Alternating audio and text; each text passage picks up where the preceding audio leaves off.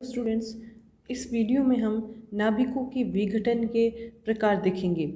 नाभिकों का विघटन मूलतः 3 प्रकार का होता है: अल्फा क्षय, alpha decay, beta plus decay और बीटा माइनस डीके। यहाँ इस ग्राफ में हम देख सकते हैं कि अल्फा डीके एन और जेड के बीच में ग्राफ दिखाया गया है, जिसमें ये बीच वाली जो लाइन होती है यह है नाभिकों के स्थायित्व को प्रदर्शित करती है। अल्फा क्षय में जो मूल नाभिक है उससे जो उत्पाद नाभिक बनता है, जो उत्पाद बनता है इस क्षय के बाद में, उसमें एन और जेड दोनों के मान में ही कमी आती है। बीटा माइनस क्षय में एन के मान में कमी आती है जबकि जेड के मान में वृद्धि होती है। ऐसे ही बीटा प्लस क्षय में एन के मान में वृद्धि होती है और जेड के मान में कमी आती है। इस तरह से बीटा माइनस क्षय और बीटा प्लस क्षय एक दूसरे के अपोजिट होते हैं। अब देखते हैं अल्फा क्षय क्या है। जब नाभिक स्थायित्व प्राप्ति करने हेतु 2 प्रोटॉन तथा 2 न्यूट्रॉनों को कम करता है तो अल्फा कण का उत्सर्जन होता है। इसे अल्फा क्षय की प्रक्रिया कहते हैं। यहाँ पर ये देखिए, ये मूल नाभिक है एक्स जेड एन, जिसका परमाणु क्रमांक जेड है और न्यूट्रॉनों की संख्या एन है। जब यह उत्पाद नाभिक में बदलेगा क्षय के बाद में अल्फा कण के निकलने के बाद, तो वाई नाभिक बनता है जिसका परमाणु क्रमांक Z-2 हो जाता है और न्यूट्रॉनों की संख्या N-2 हो जाती है तथा अल्फा कण रिलीज होता है।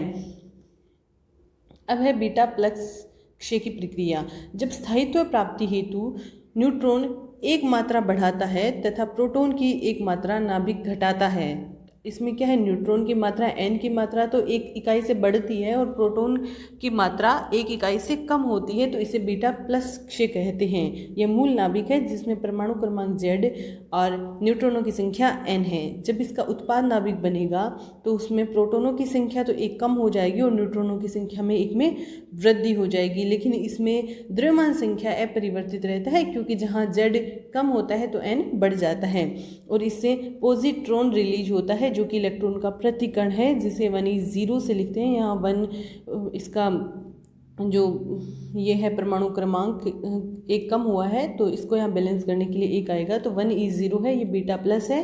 पॉजिट्रॉन, जिसे इलेक्ट्रॉन का प्रतिकण भी कहते हैं, रिलीज होता है। बीटा माइनस क्षय प्रक्रिया। जब स्थायित्व प्राप्ति हेतु नाभिक के अंतर्गत न्यूट्रॉन 1 इकाई से घटता है और प्रोटॉन 1 मात्रक से बढ़ता है तो इसे बीटा माइनस क्षय प्रक्रिया कहते हैं। जैसे कि यहाँ मूल नाभिक है एक्स, जिसका परमाणु क्रमांक जेड और न्यूट्रॉनों की संख्या एन है, तथा वाई जो कि उत्पाद नाभिक है, इसमें प्रोटॉनों की संख्या 1 से बढ़ जाती है व न्यूट्रॉनों की संख्या 1 से कम हो जाती है तथा एक इलेक्ट्रॉन रिलीज होता है -1e0। अब देखते हैं नाभिक के स्थायित्व की शर्त या स्थायित्व प्रतिबंध। ये 2017 में आया हुआ क्वेश्चन है एक, कि किसी समभारिक परिवार के सदस्य में बीटा क्षय प्रक्रिया द्वारा स्थायित्व की संभावना को समझाइए। तो हमें बीटा डी के प्रोसेस से स्थायित्व को बताना है। तो इसका हम लिखेंगे वॉन विजेगर तथा बेथे के अनुसार किसी नाभिक हेतु साम्य आनुभाविक द्रव्यमान सूत्र हम पिछले वीडियोस में देख चुके हैं। mZa होता है ZmH plus A minus ZMN minus binding energy, और बाइंडिंग एनर्जी में 5 टर्म्स हमने द्रव बूंद मॉडल में पढ़ी थी। AVA प्लस AS A⁴ यहाँ AVA आयतन ऊर्जा होती है, AS A⁴ पृष्ठीय ऊर्जा होती है, ACZ-1 A⁻⁻1/3 ये कुलामिक ऊर्जा होती है, A-2Z का होल स्क्वायर A इनवर्स ये असममित ऊर्जा एसिमेट्रिक एनर्जी होती है, तथा ये लास्ट है युग्मन ऊर्जा। तो ये हम पिछले वीडियोस में देख चुके हैं। अब हम इस द्रव्यमान सूत्र में क्या करेंगे, इस द्रव्यमान सूत्र में हम Z परमाणु क्रमांक, द्रव्यमान संख्या A तथा परमाणु क्रमांक के स्क्वायर की टर्म्स को अलग अलग करेंगे। तो उनको अलग अलग करने से पहले हम यह है जो असममित ऊर्जा की वजह से A-2Z का होल स्क्वायर ऐसे ओपन कर लेंगे। इसके बाद थर्ड स्टेप में हम द्रव्यमान संख्या A के गुणज को अलग कर लेंगे, परमाणु क्रमांक Z के गुणज को अलग कर लेंगे और Z² के गुणज को अलग कर लेंगे तथा इस युग्मनज ऊर्जा AP A⁻³ को ऐसे ही रहने देंगे। अब हम यहाँ देख रहे हैं कि द्रव्यमान संख्या A के गुणज में जो राशियाँ हैं वो कांस्टेंट होंगी। अगर ए को हम कांस्टेंट लेंगे तो ये आज इसको हम लिख देते हैं अल्फा से, तो अल्फा ए, तो अल्फा की वैल्यू हो जाएगी mn minus A V plus A S A की पावर -1/3 प्लस ए।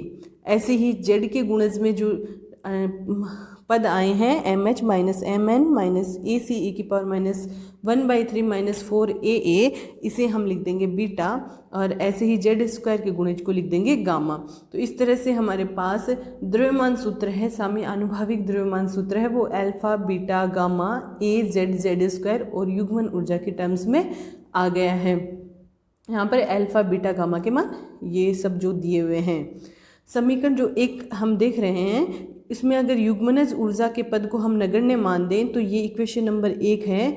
यह द्रव्यमान के साथ, अगर हम इसमें द्रव्यमान संख्या भी नियत माने तो जेड के साथ में यह क्या है, परवलयाकार वक्र बनाती है। तो एम, और अगर हम जेड में एक वक्र खींचना चाहें तो यह बनता है परवलयाकार, जबकि हमने द्रव्यमान संख्या को क्या माना है, नियत। अगर द्रव्यमान संख्या नियत है तो यह जेड में द्रव्यमान संख्या एम जेड का एक द्विघात समीकरण बनता है। यहाँ पर ये देखिए जेड स्क्वायर की टर्म है, तो द्विघात समीकरण है, तो ये परवलयाकार बनता है। एम जेड ए तथा जेड के मध्य खींचे गए वक्र में प्रत्येक द्रव्यमान संख्या के मान हेतु जेड का एक विशिष्ट मान मिलेगा। जेड नोट एक ऐसा मान होता है जो इस ग्राफ में न्यूनतम पर आता है। इसके संगत नाभिक का द्रव्यमान क्या होता है, न्यूनतम होता है, और नाभिक का द्रव्यमान हम लिखते हैं एम जेड नोट ए। इस द्रव्यमान संख्या को हम जेड नोट से प्रदर्शित करते हैं। अतः समभारिक परिवार के सदस्यों में न्यूनतम द्रव्यमान के संगत जेड नोट का मान मान वाला नाभिक सर्वाधिक स्थायी होता है। अतः स्थायित्व प्रतिबंध हेतु del M upon del Z, अगर ए को हमने कांस्टेंट माना है तो 0 होना चाहिए। अब हमारे पास एम है, एम हमारे पास क्या है, अल्फा ए प्लस, ये equation number 1, alpha A plus beta Z plus gamma Z square plus A P A की पावर -3/4, इसको हमने नगण्य मान लिया है। तो इसका हम जेड के रिस्पेक्ट में डेरिवेटिव लेंगे तो हमारे पास आ जाएगा 0 प्लस बीटा, क्योंकि बीटा जेड था तो ये बीटा रह जाएगा, और गामा जेड स्क्वायर था तो 2 गामा जेड हो जाएगा। Z equals to Z naught है तो जेड की जगह जेड नोट रख देंगे। तो यहाँ पर इसको 0 के इक्वल करेंगे तो हमारे पास यहाँ आ जाएगा beta plus 2 gamma Z naught equals to 0। यहाँ से हम 2 gamma Z naught equals to हो जाता है माइनस बीटा, और यहाँ से जेड नोट की वैल्यू निकाल लेते हैं माइनस बीटा अपॉन में 2 गामा। अब बीटा और गामा की यहाँ वैल्यू पुट कर देंगे तो हमारे पास जेड नोट आ जाएगा M H minus M N minus A C A की पावर 1/3 माइनस 4a अपॉन में 2ac ए की power -1/3 plus 4a A inverse. यहाँ पर अगर हम एम एच एम एन और ये जितने भी कांस्टेंट हैं द्रव्यमान संख्या को छोड़ करके जितने भी कांस्टेंट हैं उन सब का मान रख देंगे तो जेड नोट आ जाएगा किसी पर्टिकुलर ए द्रव्यमान वाले नाभिक के लिए a प्लस 0.08 ए की पावर 2/3 अपॉन में 1.98 plus 0.016 A raise to power 2/3। यहाँ पर हम ये इक्वेशन नंबर 7 आ गई है, ये जेड नोट के लिए है, द्रव्यमान संख्या के लिए है जो सर्वाधिक स्थायी होता है, मतलब कांस्टेंट ए के लिए, ए की पर्टिकुलर वैल्यू के लिए कौन सा नाभिक सर्वाधिक स्थायी होगा उसके लिए यह फॉर्मूला है। अगर हमारे पास एक समान द्रव्यमान संख्या वाले नाभिक दिए हुए हों तो उनमें सर्वाधिक स्थायी नाभिक देखना हो तो हम उस परमाणु क्रमांक निकाल सकते हैं जो नाभिक सर्वाधिक स्थायी होगा। यहाँ पर हम यह भी देख सकते हैं कि अगर ए का मान बहुत कम है, मतलब कम द्रव्यमान संख्या वाले नाभिक हैं, तो यहाँ पे जेड नोट का मान लगभग a/2 आता है। तो वो नाभिक ज़्यादा स्थायी होंगे जिनमें न्यूट्रॉन और प्रोटॉनों की संख्या समान होती है, किनके लिए, कम द्रव्यमान संख्या वाले नाभिकों के लिए। हल्के नाभिकों हेतु उपरोक्त व्यंजक में जेड नोट लगभग a/2 आता है, परंतु द्रव्यमान संख्या बढ़ने के साथ जेड नोट का मान a/2 से बढ़ता जाता है। अतः समीकरण 7 की पालना करने वाले नाभिक समभारिक परिवार के सदस्यों में सर्वाधिक स्थायी होते हैं, मतलब समान भार वाले अगर हम नाभिक देखेंगे तो वो नाभिक ज़्यादा स्थायी होंगे जिनका परमाणु क्रमांक जेड नोट के लगभग होगा। अब देखते हैं विषम द्रव्यमान संख्या वाले समभारिक नाभिक, मतलब जिनका द्रव्यमान संख्या समान है ऐसे नाभिक, और जिनकी द्रव्यमान संख्या है भी विषम। विषम द्रव्यमान संख्या वाले नाभिकों में द्रव्यमान एम जेड ए तथा परमाणु क्रमांक जेड के मध्य वक्र युग्मन ऊर्जा गुणांक को हमने 0 मान लिया हो तो प्रवलयाकार आता है, ठीक है, जो कि इस डायग्राम में दिखाया हुआ है। इसमें न्यूनतम द्रव्यमान m Z0a के संगत परमाणु क्रमांक का नाभिक समभारिक परिवार में सबसे ज़्यादा स्थायी होगा। तो जो इस Z0 से पहले वाले परमाणु क्रमांक वाले नाभिक है या बाद वाले परमाणु क्रमांक वाले नाभिक है, वो या तो यहाँ पर क्या करेंगे, इस Z0 तक पहुँचने के लिए या तो कोई परमाणु क्रमांक Z को ग्रहण करेंगे, मतलब प्रोटॉन ग्रहण करेंगे या प्रोटॉन को रिलीज करेंगे। साथ ही इसमें न्यूट्रॉन भी हम देख सकते हैं वो न्यूट्रॉन के साथ कैसा बिहेव करते हैं। तो यहाँ पर यह परमाणु क्रमांक देखिए, Z0 से पहले वाले जितने भी परमाणु हैं उनमें n की वैल्यू भी कम हो रही है, तो ये Z की वैल्यू बढ़ाएंगे, n की वैल्यू को कम करेंगे। तो जहाँ परमाणु क्रमांक बढ़ता है और n का मान कम होता है, न्यूट्रॉनों की संख्या कम होती है, वहाँ बीटा माइनस क्षय होता है। और इस Z0 से आगे वाले परमाणु Z0 पर आने के लिए परमाणु क्रमांक Z के मान में कमी करेंगे और न्यूट्रॉनों की संख्या में वृद्धि कर रहे हैं। अतः ये बीटा प्लस क्षय प्रदर्शित करके इस अधिकतम स्थायित्व को प्राप्त करने की कोशिश करते हैं। तो इस तरह से विषम द्रव्यमान संख्या वाले समभारिक तत्वों में क्या होता है, बीटा माइनस और बीटा प्लस से क्षय होता है। द्रव्यमान संख्या वाले समभारिक परिवार के सदस्य हेतु MZA हो जाएगा alpha A plus beta Z plus gamma Z square. स्थायित्व शर्त के अनुसार Z Z0 के इक्वल होना चाहिए, तो बीटा हो जाता है -2 गामा Z0, हम पहले कर चुके हैं। अतः MZ0A क्या हो जाएगा, अल्फा A और बीटा की जगह रख देंगे -2 gamma Z0 plus gamma Z0 square, Z0 के इक्वल रख देंगे और बीटा रख देंगे -2 गामा Z0। यहाँ से MZ0A आ जाएगा alpha A minus gamma Z0 square.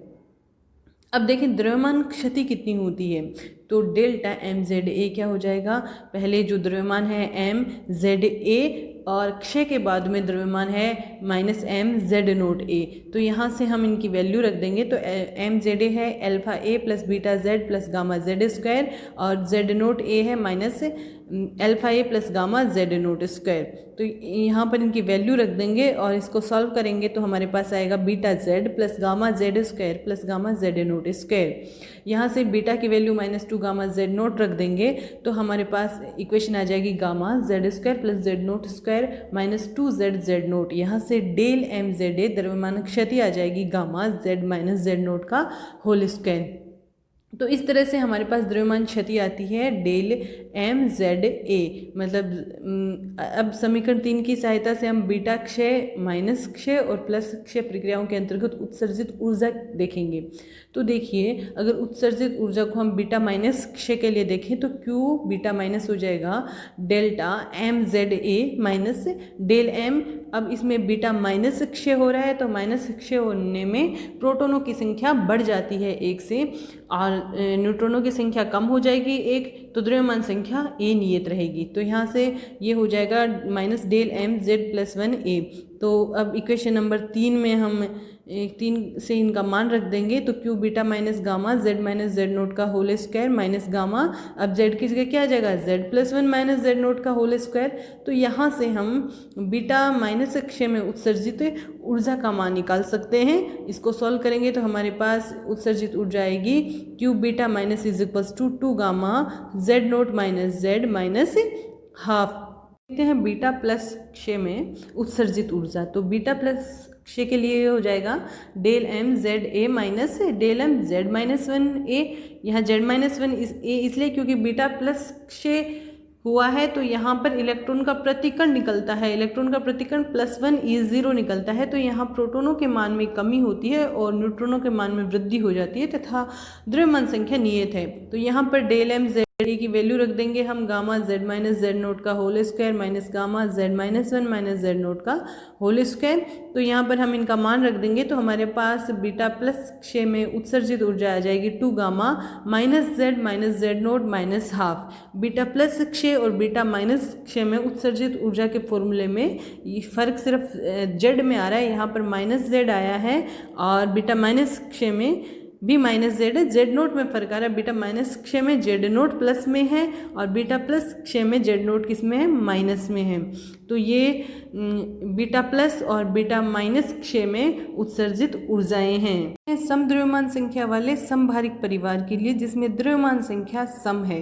समद्रव्यमान संख्या वाले समभारिक परिवार से Z व N या तो दोनों ही समसम होते हैं या दोनों ही विषम विषम होते हैं। तो N और Z दोनों ही समसम है तो द्रव्यमान संख्या भी सम हो जाएगी, और दोनों ही N भी विषम है Z भी विषम है तो द्रव्यमान संख्या विषम हो जाती है। जहाँ Z सम तथा N सम वाले नाभिकों की युग्मन ऊर्जा डेल्टा होती है -AP e⁻³ जबकि विषम विषम Z व N समभारिकों की युग्मन ऊर्जा होती है +AP e⁻³ अतः सम सम Z व N संभारिकों का विषम विषम Z व N संभारिकों की तुलना में युग्मन ऊर्जाओं का अंतर हो जाता है। इनको माइनस कर देंगे तो आ जाएगा 2AP e⁻³ इसलिए सामी आनुभाविक द्रव्यमान सूत्र से सम द्रव्यमान संख्या वाले संभारिक हेतु MZA व M और Z के बीच में जो दो परवलयाकार वक्र आते हैं वो दो आएंगे। क्यों? क्योंकि सम सम के लिए अलग आएगा, विषम विषम के लिए अलग आएगा, जिनमें से विषम विषम वाला ऊपर वाला होगा जो कम स्थायी होते हैं सम सम की तुलना में, जबकि नीचे वाला वक्र सम सम नाभिकों के लिए होता है।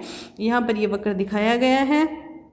इसमें Z और N के M और Z के बीच में ग्राफ प्लॉट किया हुआ है जो परवलयाकार है। ऊपर वाली परवलयाकार वक्र विषम विषम द्रव्यमान संख्या वाले सम द्रव्यमान संख्या, जबकि Z और N विषम विषम है उनके लिए वक्र प्रदर्शित करता है, और नीचे वाला N और Z सम सम होने पर वक्र प्रदर्शित करता है। तो नीचे वाला ऊपर वाले की तुलना में थोड़ा सा अधिक स्थायी होता है सम सम वाला।